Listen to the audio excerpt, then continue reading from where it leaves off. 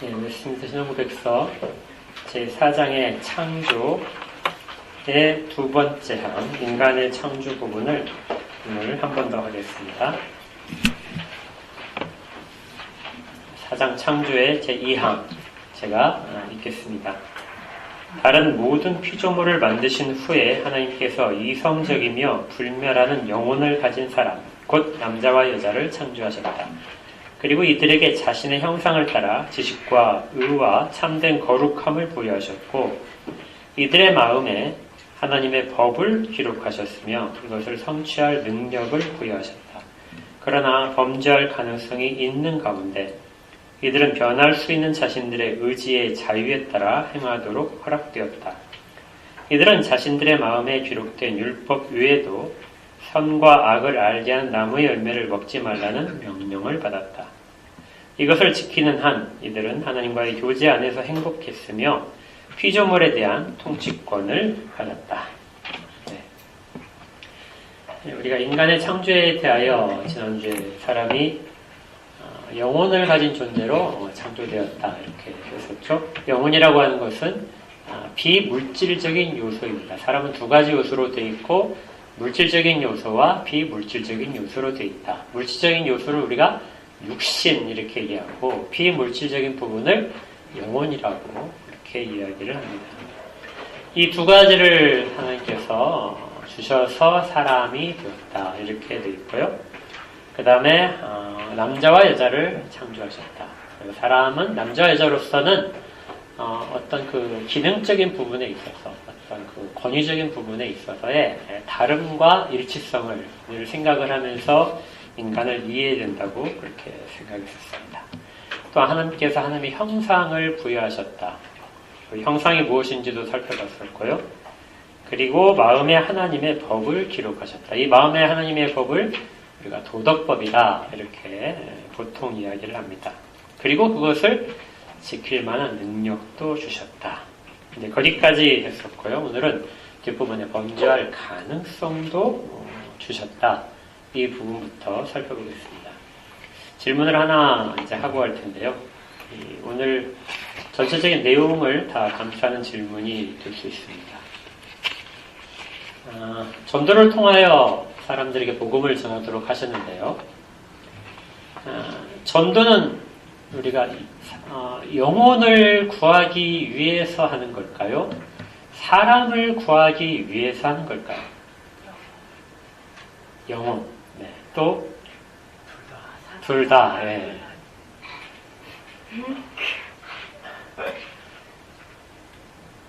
이게 좀 애매해요. 네. 다시 한번 질문을 말씀드리면 우리가 전도를 할 때 사람의 영혼을 구하기 위해서 전도를 하는가? 사람을 구하기 위해서 전도하는가? 이게 전도라는 것을 말을 바꾸면요. 구원이라고 바꾸면 구원은 영혼을 구하는 것인가? 사람을 구하는 것인가?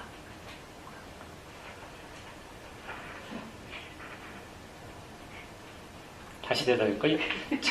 구원이라고 하는 건 영혼을 구하는 것입니까? 사람을 구하는 것입니까? 사람. 이번에 바뀌셨어요? 네. 예. 자, 거기에 대한 이제 답을 오늘 설명을 드리고 나중에 자연스럽게 답이 나올 것입니다. 오늘 그 신앙고백서의 이 항을 자세히 보시면요. 하나님께서는 이성적이며 불멸하는 영혼을 가진 사람을 창조하셨다. 그리고 나서 이들에게 자신의 형상을 부여하셨다. 이 가운데에는 하나님께서 사람을 창조하실 때 영혼과 육신이 함께 있는 존재로 창조하셨다는 것이 우리가 지난주에 살펴봤죠. 그리고 나서 하나님의 형상을 부여하셨다. 이렇게 이제 기록을 하고 있는 겁니다. 그러니까 우리가 생각할 때 이제 많은 분들이 그렇게 생각을 해요. 하나님의 형상이 어디에 사람에게 부여됐는가 했을 때 하나님의 형상은 하나님의 영이시니까 사람에게도 그 하나님의 형상을 주신 부분은 영혼이다. 그게 맞아요. 틀린 게 아닙니다.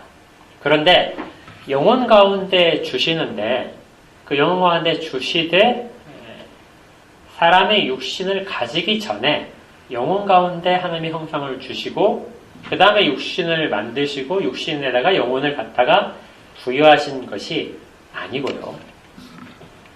하나님께서 영혼에 우리의 하나님의 형상을 부여하시되 사람이 된 다음에 부여하신 것으로 그렇게 이해를 합니다. 그러니까 사람은 두 부분으로 되어 있는데 하나님의 형상은 이 두 부분에 전체에 걸쳐서 하나님의 형상이 주어진 거예요. 그래서 영혼에만 하나님의 형상이 있고 육신은 악하다.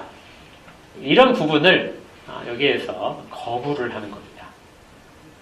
또 앞에서 잠깐 말씀드렸지만 하나님께서 사람의 영혼을 창조하신 다음에 각각의 사람에게 영혼을 주셨다. 이것도 신앙고백서에서는 거절을 하는 거예요. 하나님은 사람을 만드실 때 영혼을 가진 존재로 만드셨어요.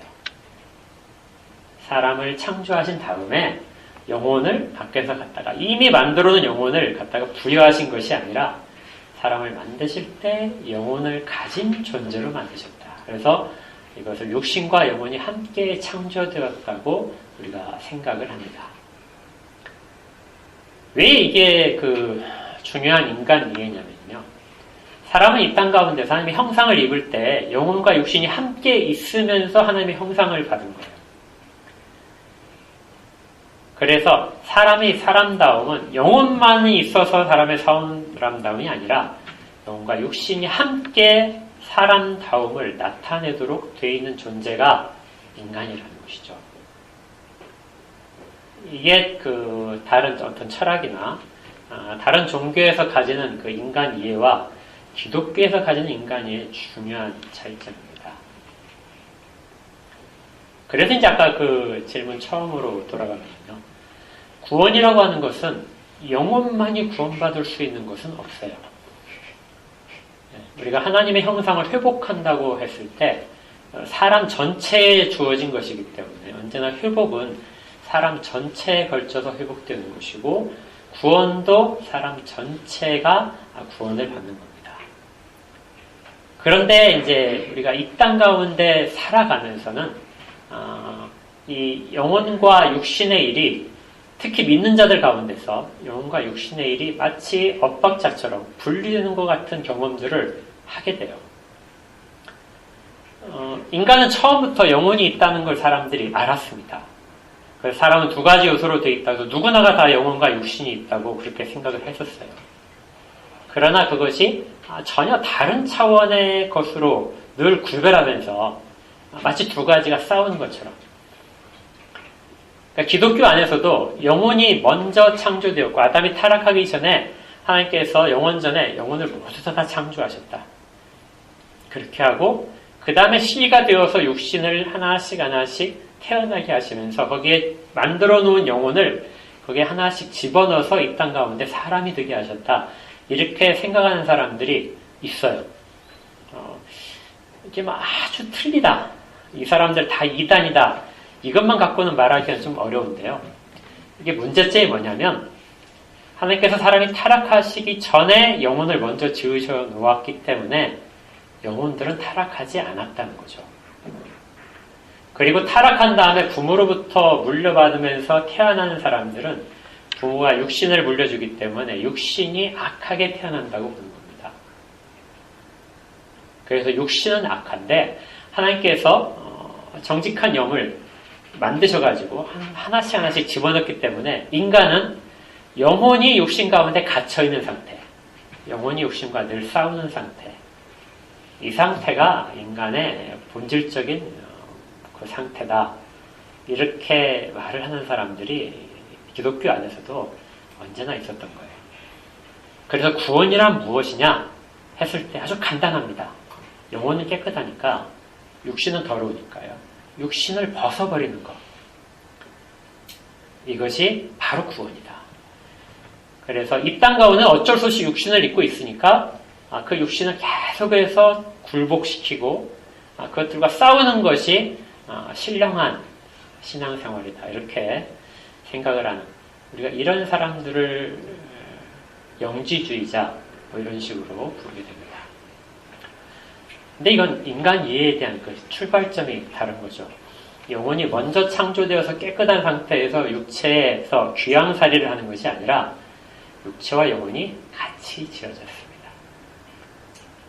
그리고 그것이 하나님의 형상을 같이 부여받은 것이고 그 존재가 아담 안에서 첫사람 안에서 이미 다 타락한 것이죠. 인간의 한 부분이 타락한 것이 아니라 전체가 타락을 한 것입니다. 이것이 여기 그 담고 있는 내용입니다. 나중에 사람이 그 회복될 때도 마찬가지죠. 하나님의 형상이 회복되게 되는데 영혼만이 회복되는 것이 아니라 사람 전체가 회복되기 시작합니다. 그러나 아직 부분적으로밖에 회복이 되지 않았어요. 그래서 전체가 회복되는 것을 계속해서 소망을 하게 됩니다. 그러니까 구원이라고 하는 것은 이미 구원을 받았지만 우리의 구원이 모든 부분이 회복되는 것을 기다리게 되고 마침내는 우리 몸 전체가 더 이상 죄를 지을 수 없는 상태로 바뀌게 되는 것을 소망을 하게 되는 것이죠. 그때야 비로소 우리의 구원은 완성이 됩니다. 그래서 우리의 구원에 대한 이해조차도 인간에 대한 이해, 여기에서부터 출발을 하는 거예요. 여러분들이 이 부분을 꼭 이제 기억을 하신다면, 그러면 전도는 이제 다시 가세요. 전도는 그러면 영혼을 구원하신 건가, 사람을 구원하는가? 구원이라고 하는 것은 그 영혼에 대한 부분인가, 사람에 대한 부분인가 했을 때 정답을 딱 이거라 이렇게 하나로 답을 하라면 사람을 구하는 것이다. 전체 사람을 구하는 것입니다.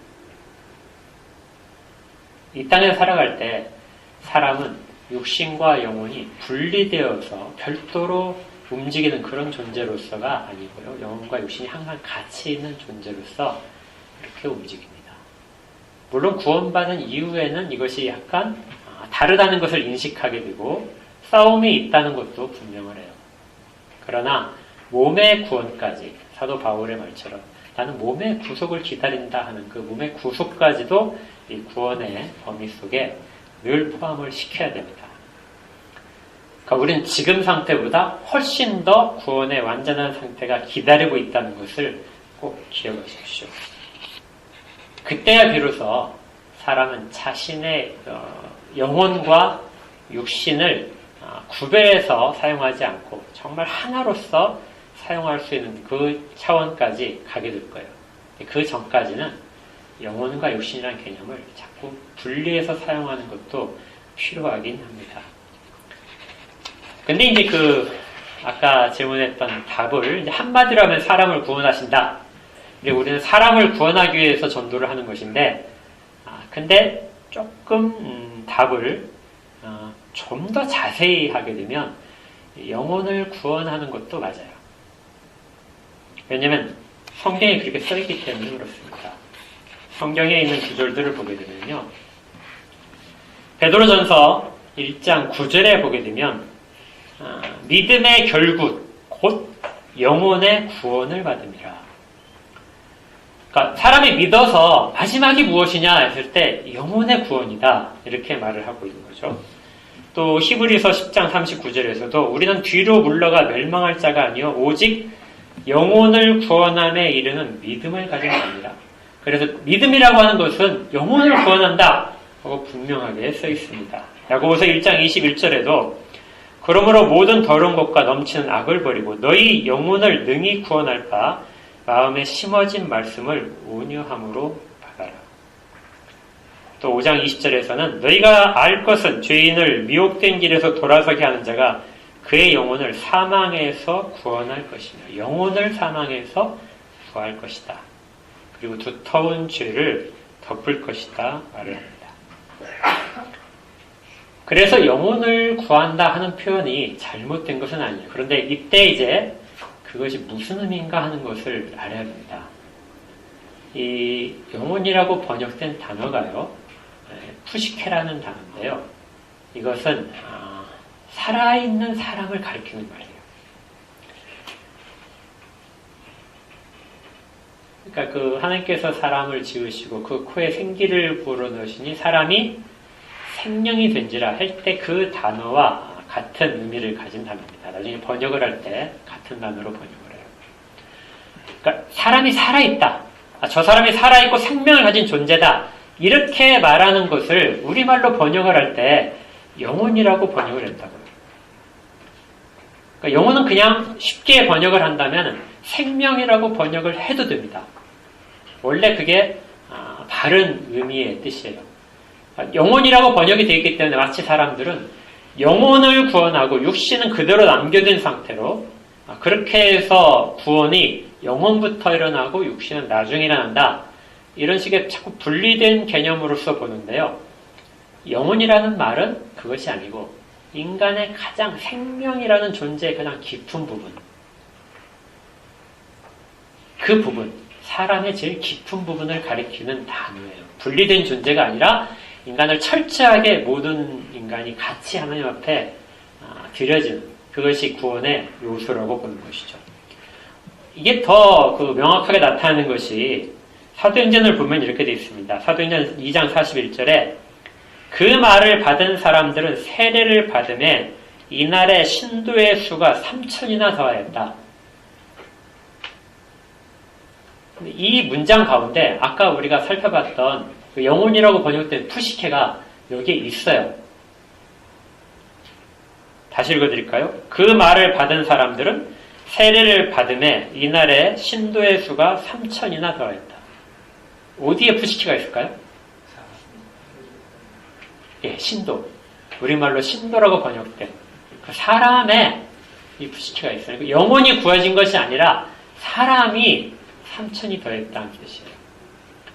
그래서 영혼은 한 사람의 가장 내면의 깊은 것까지를 다 포함해서 그걸 말하고 싶을 때 영혼이란 단어를 사용하는 겁니다. 그래서 우리가 그 전도를 할 때 저 사람의 영혼을 구원하기 위하여 우리가 다른 사람을 위하여 기도할 때 내 가족의 영혼을 구해 주시옵소서 이렇게 말할 때 그것은 저 사람의 영혼만 구해달라는 것이 아니라 저 인간 자체를 구하십니다. 이 기도는 사실은 우리를 위해서도 해야 됩니다. 왜냐하면 몸 전체가 구속을 받아야 되거든요. 그래서 우리 몸의 부족한 부분들, 성격적으로 아주 별로인 그런 부분이 있잖아요, 우리한테.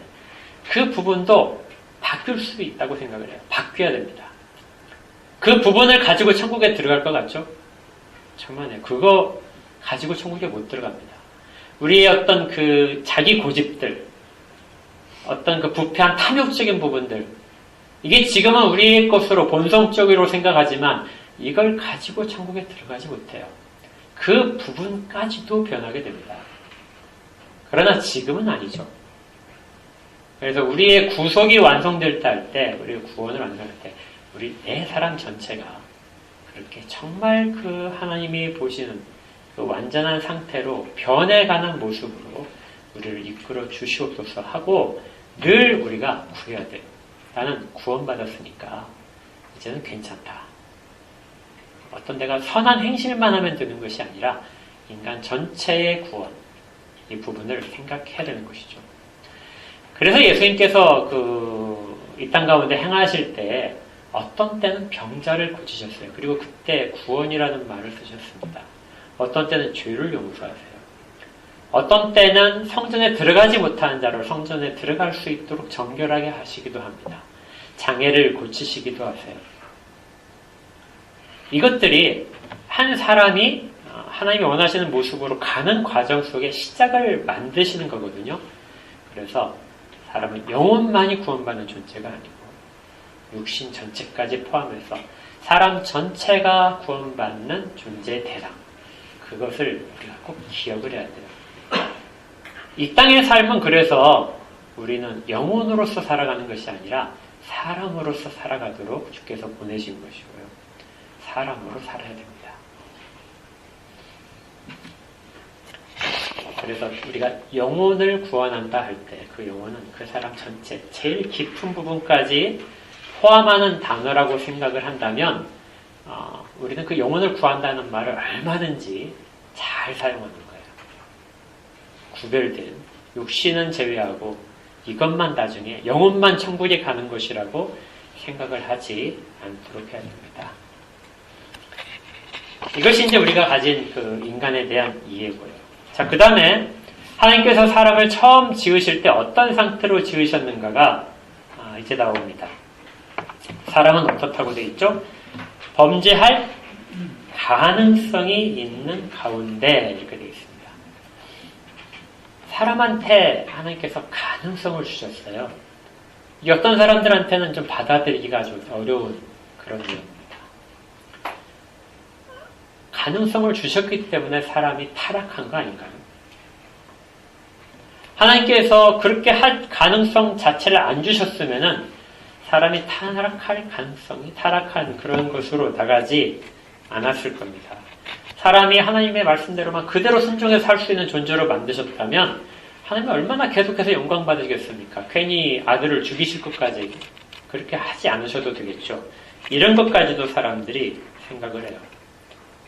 그래서 이제 꼭 기억할 것이요. 가능성을 가졌다는 것이 그게 저주가 아닙니다. 우리는 가능성에 대해 늘 부정적으로 생각을 해요. 가능성을 주셨기 때문에 사람이 타락했다. 그래서 마치 하나님께 책임이 있는 것처럼 책임을 하나님께 돌리기 위하여 가능성을 싫어합니다. 근데 이 가능성은 하나님이 주신 복이에요. 가능성이 있어로 말미암아 사람은 하나님의 일에 대하여 그리고 하나님이 하시는 일들에 대하여 자발적으로 참여할 수 있어요. 그리고 심지어 범죄할 가능성과 싸우면서 그것을 선택함으로 말미암아 그것이 하나님께 대한 진정한 순종임을 나타낼 수 있습니다. 하나님께서 사람을 지으실 때 영광을 받으시는데요. 그 영광은 해와 달이 움직이는 영광과 전혀 달라요. 그것은 그냥 하나님께서 주신 질서 속에서 움직이는 것인데요. 사람에게는 가능성을 주셨기 때문에 그 가능성 속에서 자기가 선택하고 자기의 의지를 자유롭게 사용을 해서 그것을 통하여 하나님께 순종하는 것입니다. 그걸 통해서 하나님은 자연으로부터, 피조세계로부터 받으신 영광과 다른 사람부터 받으시는 영광, 그것을 목적으로 사람을 지으신 거예요. 그래서 범죄할 가능성이 우리에게 피해가 아니라 우리에게 잘못된 것을 주시는 것이 아니라 복된 것을 주신 것이라는 것을 알아야 됩니다. 사람은 그것을 위한 모든 능력까지도 받았고요. 지식이 그리고 의로움이 거룩함이 우리 가운데 다 있었던 것이죠. 그래서 어떻게 보게 되면 실제로 범죄한다는 것 자체가 사람한테는 정말 기적적인 일이었어요. 그런데 그 기적적인 일을 사람이 했던 겁니다. 그리고 하나님께서 원하시는 것이 아니라 사람은 하나님을 배반하는 방식으로 움직인 것이죠.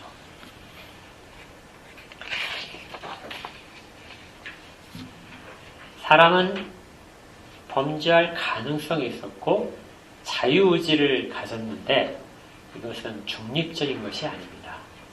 그러니까 이것도 우리가 이제 생각을 할 때요.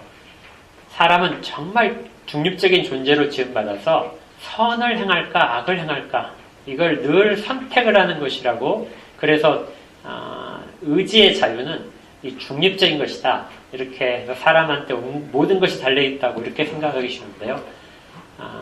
성경에서 말씀하는 그 인간의 그 자유는요. 선한 것을 하는 자유예요. 악한 것을 하는 자유가 아니라 선한 것을 하는 것을 중점으로 두고 그것을 자발적으로 하는 자유를 주셨습니다. 여러분들이 나중에는 이 뒤에 9장에 가서 이 부분이 좀 더 자세히 나와요. 여기에 그 범죄할 가능성이 있다 이렇게 돼 있는 이 부분은 어거스틴이 처음 사용한 말입니다. 그리고 이것을 그대로 인용을 하고 있어요. 여러분도 많이 들어보셨을 거예요. 어거스틴이 그 사람에 대하여 상태가 4가지 상태다. 이건 사람이 점점적으로 변하는 상태를 말합니다.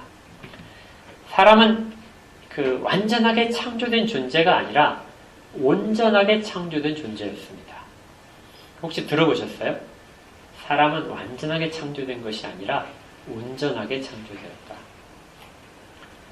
완전이란 말과 온전이란 말은 좀 뉘앙스가 다릅니다. 완전이란 말은 개선될 여지가 전혀 없어요. 발전의 여지도 없고 점진적으로 무엇인가를 할 수 있는 여지도 없습니다. 그러나 온전함이라고 하는 것은 현재 부족하지 않지만 더 풍부해질 수 있는 가능성을 온전하다고 합니다. 사람은 발전할 수 있었어요. 그러니까 처음 아담은 그것으로 계속해서 머무는 상태, 하나님께서 그에게 선악을 알게 한 나무의 열매를 먹지 말라, 먹는 애 정령 죽으리라 했을 때, 그럼 먹으면 어떻게 되느냐 했을 때 사람은 완전한 존재이기 때문에 먹지 않는 한 계속해서 똑같이 삶을 살아간다, 이렇게 이해하는 사람이 있지만 그렇지 않고요. 사람은 반대급부적으로 먹으면 죽지만 먹지 않으면은 계속해서 이 점진적인 발전이 하나님께서 주신 복이었습니다. 사람은 하나님과 행복하게 살 수 있도록 되어 있는데요. 계속해서 순종을 하는 한 그 행복은 점점점 더 증진이 돼요. 우리도 마찬가지입니다. 우리가 하나님을 믿어갖고 구원받았다, 이렇게 했을 때 우리에게 점진성이 없고 구원이 완성이 이미 되어 있다면은 여러분들 아무것도 하실 필요 없어요. 그러나 여러분들 어떻게 살고 있죠? 하나님 말씀을 조금씩 더 알고 싶어지잖아요. 영생은 예수 그리스도를 아는 것인데 그 아는 거 이미 충분하지 않습니까? 그런데 계속해서 알아가는 존재. 그러면 영생이 바뀌나요? 그 교제의 깊이가 바뀝니다.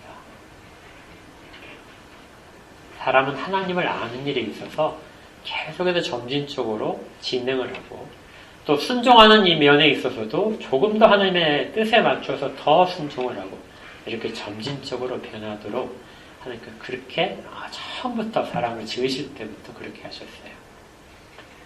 그러니까 아담에게는 완성이 아니라 시작이었던 것이죠. 하나님께서 그에게 모든 주신 것들, 지식도 그렇고 의로움도 그렇고 거룩함도 그렇고 이건 시작이었던 것뿐입니다. 점점점 더 지식이 많아지고 점점점 더 의롭게 되고 점점점 더 거룩하게 바뀌는 것. 그래서 아까 그 베드로전서를 보게 되면요, 베드로전서에서 믿음의 결국은 곧 영혼의 구원인데 그 부분의 끝에 부분에 가서 무엇이라고 하냐면요,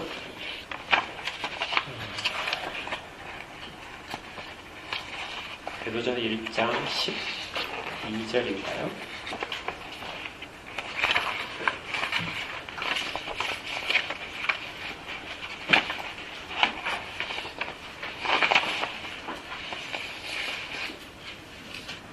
(14절에) 너희가 순종하는 자식처럼 전에 알지 못하던 때에 따르는 너희 사욕을 본받지 말고 오직 너희를 부르신 거룩한 이처럼 너희도 모든 행실에 거룩한 자가 되어라. 이 명령이 주어지는 것은 점진성 안에서 주어진 겁니다. 이걸 통해서 우리가 구원을 받는 건 아니에요. 구원은 이미 받았어요. 그러나 구원의 점진성 가운데 놓여 있다는 것입니다. 그리고 우리는 그것을 위해서 계속해서 힘을 쓰는 것으로서 하나님 안에서의 행복함을 더 많이 누리게 되는 것이죠.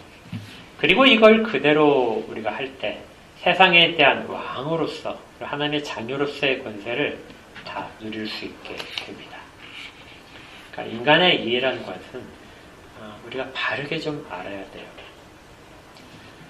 만약에 영혼과 육신을 계속해서 분리를 한다면 천국은 몸은 가지 않고 영혼만 있는 곳이 그렇게 되고요.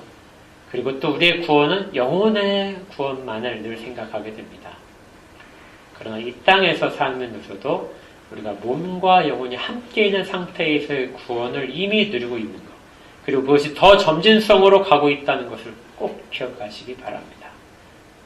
그래서 우리의 삶이 단순한 구원의 차원이 아니라 하나님이 우리를 처음에 두시는 그 인간의 첫 상태, 그 상태로부터 점진적으로 바뀌는 그것을 우리가 지금 경험을 하고 있는 것이죠. 그렇다고 해서 영혼과 구원에 대한 개념을 늘 하나로만 생각하면 또 안 됩니다. 우리는 이미 받은 부분과 그다음에 아직 받지 못한 부분을 조금 구별할 필요도 있어요. 우리 가운데 무엇이 아직 남아있는가? 그럴 때 영혼에 대한 부분이 먼저 시작된 것, 그리고 그 나머지 부분들이 나중에 시작되는 부분이라는 것도 여러분들이 조금 생각을 하실 필요는 있습니다. 이제 정리를 해보면요.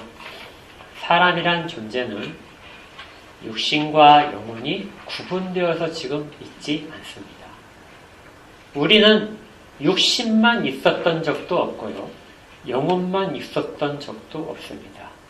영혼과 육신이 한 번도 떨어져 본 적이 없어요. 그것이 유일하게 떨어지는 것은 우리가 죽을 때뿐입니다. 그리고 그것은 일시적인 것이고 나중에 영혼과 육신이 다시 합쳐져서 사람이 되는 것이죠. 그래서 우리의 구원은 이 전인적으로 우리의 사람 전체가 구원받는 것이라는 걸 꼭 기억하시고 여러분들이 일상생활에서도 구원에 대한 부분을 같이 생각을 하셔야 돼요. 내 육신의 불편한 부분도 여러분들 구원 속에서 구하십시오. 다 되진 않습니다. 그러나 구할 필요는 있어요. 내 영혼아 즐거워라. 이것뿐만이 아니라 내 육신의 부분도 같이 여러분들이 구하십시오. 꼭 해야 됩니다. 그것이 다 되진 않지만 마지막에 가서 될 부분을 생각을 하시면서 이렇게 하시기를 바랍니다. 예, 여기까지 하겠습니다. 기도하겠습니다. 하나님께서 사람을 처음 지으실 때 정말 정직하게 지으시고 또 하나님께서 하나님과 행복하게 누리도록 지으셨습니다. 그리고 만물을 또 통치할 수 있을 만한 모든 능력도 주셨습니다. 그런데 이것을 사람에게 주신 것을 다시 한번 생각하면서 저희들이 주께서 저희를 구원하실 때 영혼에 대한 뿐만 아니라 육신의 모든 부분까지도 하나님의 구원 속에 이미 들어와 있음을, 그래서 그것을 생각하며 우리의 육신의 필요도 하나님 앞에 구합니다. 우리의 육신의 아픔도 구합니다.